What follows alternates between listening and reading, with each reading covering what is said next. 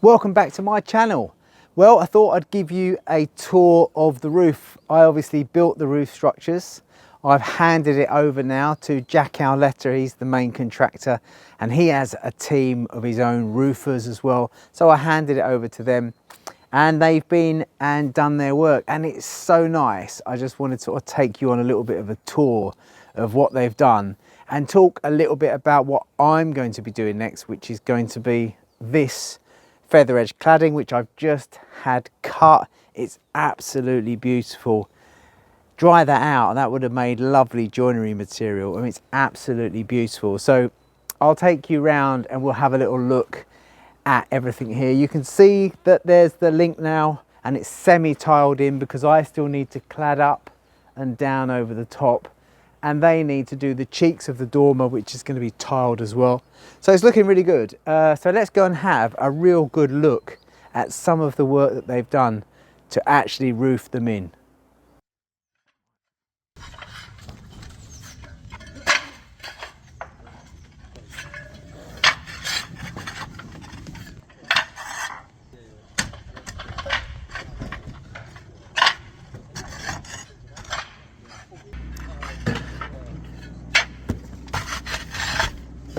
But before we go upstairs onto the scaffold, I'm just going to show you what the prep for my oak cladding is.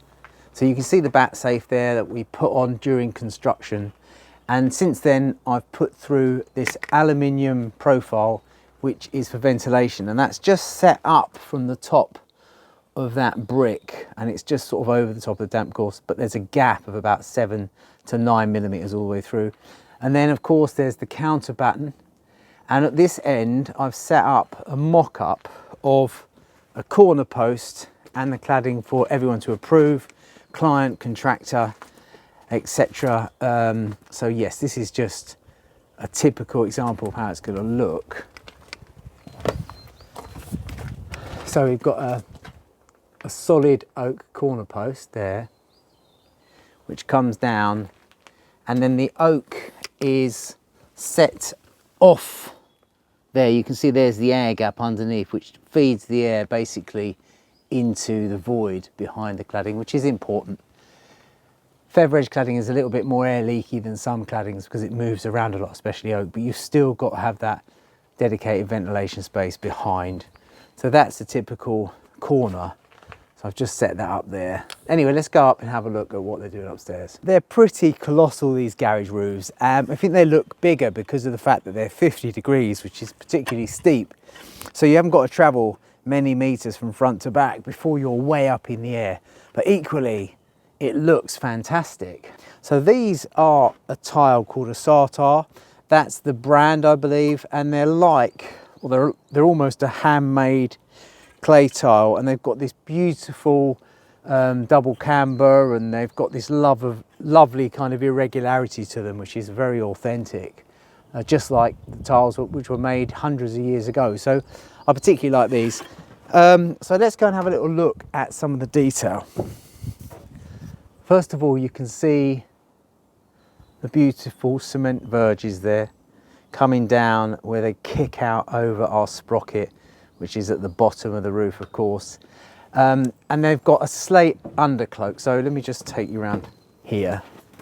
So underneath, the tiles have got a slate undercloak, which is particularly nice. Some people use a cement board, a very thin cement board for that.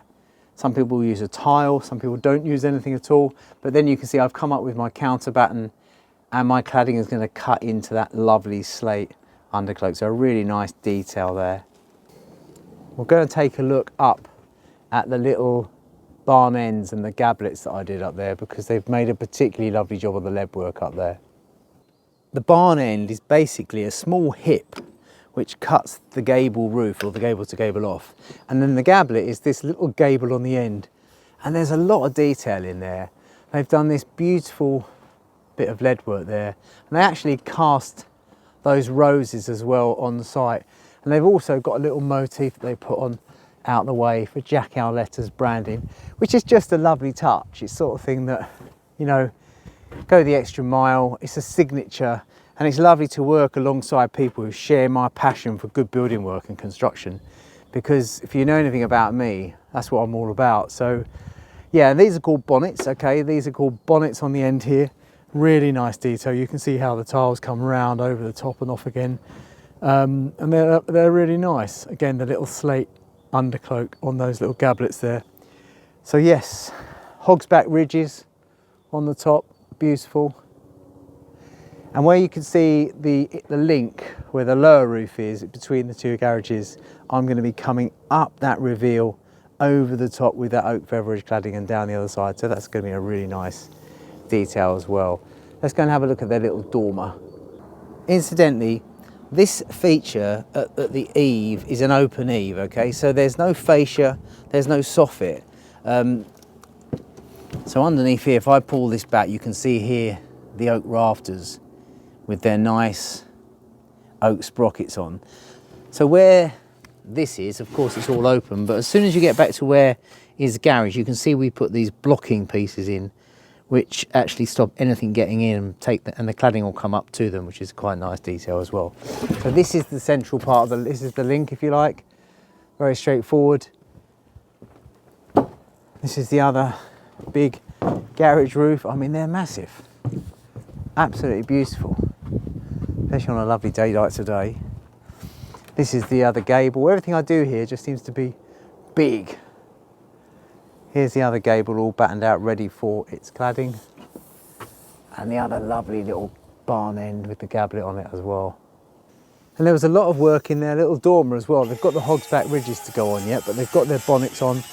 And they've got a mitred valley there because this roof has got sprockets on the little dormer. So it's very hard to get a purpose-made valley to work in that valley. So they've done a nice mitred valley there with lead soakers on each course, which you can't see obviously. But yeah, it's a really nice little detail. What a lovely, lovely bit of tile in there. The cement they use is a pre-mixed sand and cement in bags, so it's very consistent. So there's no gauging or anything like that. You haven't got to get the mixes exactly right. You just got to knock it up and use it. And so it'll dry a really nice colour. It looks pretty light, like it's got a lime in it, I particularly like. And there's the beautiful oak link there and the feet. And if we go inside the little dormer, you can get a different perspective of the trusses. We've got the oak sarking board over the top. You've got these walls on the inside which are already battened right up into the apexes, ready for the cladding, because I'm cladding all the inside of this with the feather edge as well, right the way down to the brickwork. Yeah, it's an epic job, and everything is all, you know, the sarking boards all meet in the valleys and everything else. It's a real intricate little bit of work. And then these dormer cheeks on the inside, I'm going to put oak on those as well, just to finish those off from the inside. Let's have a look from the inside of this now. So this is the walkway, obviously. Let me just spin round.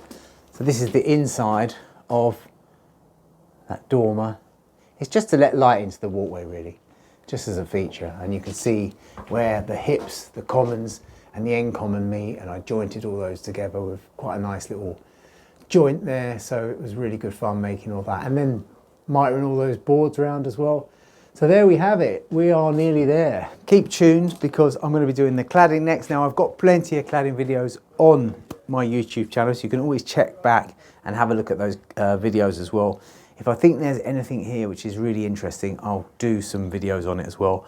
What I may do is a longer video of how you should fix feather edge cladding and the tradition behind that, because I'm seeing a lot of people on social media, on YouTube, doing it all wrong, and they're filming themselves putting cladding up and they're just fixing it in the wrong place. It's going to go wrong in the future. Anyway, thanks for joining me. I'll catch you all again soon.